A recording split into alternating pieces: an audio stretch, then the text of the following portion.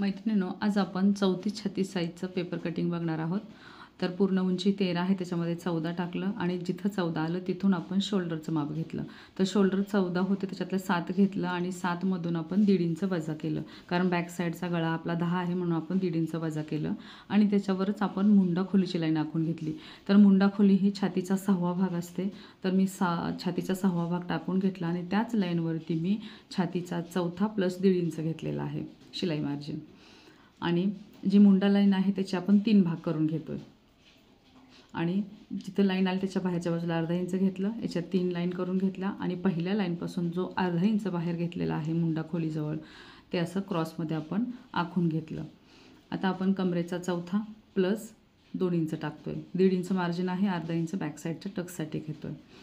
आता आपण हे फक्त कटोरीचं पुढचंच कटिंग करून दाखवणार आहे मी, तरी पण मी बॅक साईडचे पण तुम्हाला मापं सांगून देते याच्याबरोबर. तर आपण हे मार्जिन आखून घेऊन त्याच्यानंतर आपण हा बॅक साईडची ही मुंडा खोली आखून घेतली. तर मुंडा खोलीच्या लाईनच्या पहिल्या भागातून बरोबर असा कर्व व्यवस्थित बसवलेला आहे, फ्रेंच कर्वाने आकार दिलेला आहे आणि इथे थोडंसं 2 लाईन पाव इंचापेक्षा पण कमी असं आपण क्रॉस मार्जिनकडे आपण गेलेलो आहे. तर आता क्रॉसपट्टीची उंची ही पूर्ण ब्लाऊजच्या उंचीचा 5वा भाग असते, असं आपण आखून घेतलेला आहे. इकडून 5वा भाग मार्जिनकडून आणि तिकडे अर्धा इंच किंवा पाऊण इंच त्याचा आकार देऊन घेऊया आपण. अगोदर स्ट्रेट लाईन मारून घेतली आणि नंतर जो पाऊण इंच वर घेतलेला आहे त्याचा आपण फ्रेंच कर्वने आकार देऊयात. आता आपण याचे 3 भाग करून घेतले मार्जिन सोडून. या लाईनवरती मार्जिन सोडून 3 भाग करून घेतल्यानंतर आपण जे भाग 2 आहेत ते बटन बाजूच्या हुक बाजूच्या बाजूला सोडून द्यायचे आणि इकडे हा भाग सरळ वरती घ्यायचा आपण आणि त्या भागाचे आपण 3च भाग करायचे. म्हणजे जसे आडवे 3 भाग केले तसे उभेही 3च भाग करून घ्यायचे. आणि आता आपण गळारुंदी टाकायची. तर गळारुंदी ही आपले शोल्डर आणि शोल्डरची पट्टी त्यामध्ये पाऊण इंच सोडून जेवढे उरेल तेवढं मी गळारुंदी दिलेली आहे. आणि आता आपण गळाखोली टाकून घेऊयात आणि गळ्याचा आकार देऊन घेऊयात पुढच्या, कारण आपण हे फक्त पुढच्या कटोरीच्या भागाचंच आपण कटिंग बघतोय. फक्त बॅक कटिंग मी तुम्हाला फक्त सांगितलेलं आहे याच्यावरती. आता इथून बघा 5 ते 5.5 इंच असं हे लाईनवर आखून घ्यायचं. जर डीप गळा असेल तर 5.5 नाही तर 5 इंच. आणि जो पहिला आलेला होता आपला ह्या 3 भागातला तो पहिला आणि तो 5 इंचाचा असं आपण हे लाईन मारून घेतली आणि फ्रेंच कर्वने हा कॉर्नर जो आहे तो मोडून घेतला. आणि आता आपण फ्रंटचा जो मुंडा आहे त्याचा आकार देणार आहोत. तर बॅक साईडच्या मुंड्याला आपण बघा अर्धा इंच बाहेर गेलो होतो, तर याला आपण अर्धा इंच आत यायचं आहे आणि उभ्या लाईनचे 3 भाग केले होते. वरच्या भागातून मागचा आहे मुंड्याचा आकार दिला आणि खालच्या 3ऱ्या भागातून ह्या पुढच्या मुंड्याचा आकार आपण देतो आहे. बघा फ्रेंच कर्व व्यवस्थित बसवायचा, कारण फ्रेंच कर्व जर तुम्ही व्यवस्थित नाही बसवला तर तुमचा मुंड्याचा आकार अजिबात व्यवस्थित येणार नाही. तर हा बघा पुढच्या मुंड्याचा आकार आलेला आहे आपला. तर हा तुम्हाला मी मार्क करून सोडून देते. हा बॅकचा आहे, फक्त तुम्हाला समजण्यासाठी ह्याच्यामध्ये हे मार्किंग करून मी हा सोडून देते.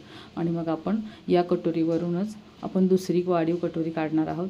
आणि कटोरी काढण्याची पद्धत खूप सोपी आहे, अगदी पटकन तुमच्या लक्षात बसेल. म्हणजे हा कटोरी पण इतका पटकन तुमच्या लक्षात बसेल आणि परफेक्ट बसतो फिटिंगलाही आणि कुठंही उरत नाही किंवा कापड कमी जास्त असा प्रकार अजिबात होत नाही आहे. तर तुम्ही नक्की या पद्धतीने कटिंग करा. तर आपण कटोरीचं जे वाढीव कटोरीचं कटिंग करणार आहोत त्याच्यासाठी आपण हे पेपर पॅटर्न अगोदर कट करून घेऊयात आणि याच्यावरून आपण वाढीव कटोरी कापून घेऊयात. तर आता हे मार्जिनसह मी हे माप टाकलेलं आहे. आता योगपट्टीचा जो कर्व ठेवून आकार द्यायचा आहे तो देऊन घेऊयात आपण अगोदर.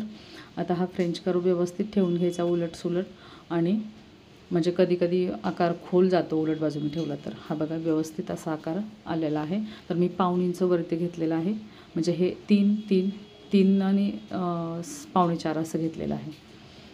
तर ही आपली आपली ही तयार आहे. याच्यामध्ये कुठलंही वाढवायचं नाही, फक्त आपल्याला कटोरीमध्येच वाढवायचं आहे. तर ही कटोरी आपण कट करून घेऊयात आणि आपण ती दुसऱ्या पेपरवरती आपण जी परफेक्ट कटोरी आहे आपली वाढीव ती आपण दुसऱ्या पेपरवर काढून घेऊयात.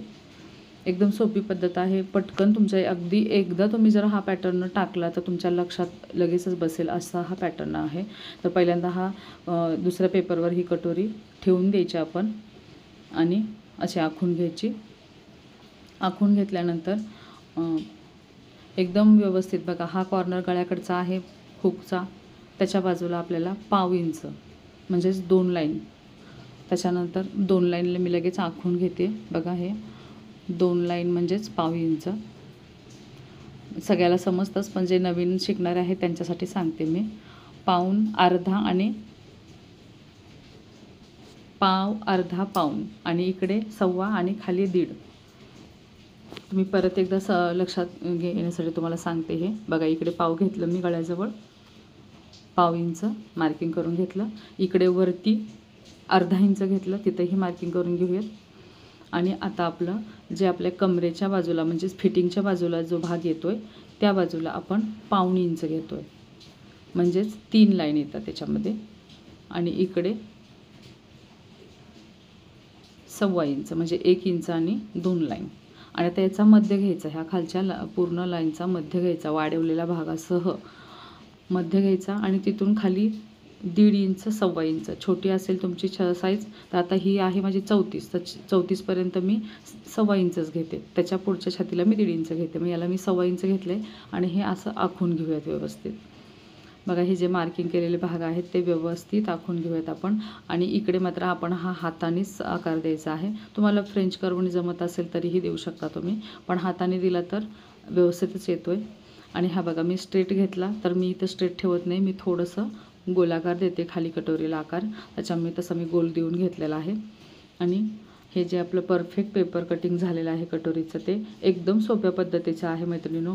एकदा नक्की बघा आणि या पद्धतीने तुम्ही वेगवेगळे पेपर कटिंग वेगवेगळ्या साईजचे पेपर कटिंग तुम्ही करू शकता. ही पद्धत खूप सोपी आहे, म्हणजे एकदम म्हणजे तुम्हाला असं कमी जास्त कटोरी हा प्रकार होणारच नाही. तुम्ही असे कुठं वाढवायचं नाही, नंतर आपल्याला काय नाही. जर पेपर कटिंग केलेलं आहे त्याला कुठंही वाढवायचं नाही, ही फक्त कटोरीच वाढवून घ्यायची आहे. आणि हा योक ठेवला. मैत्रिणींनो, लाईक, शेअर आणि सबस्क्राईब नक्की करा.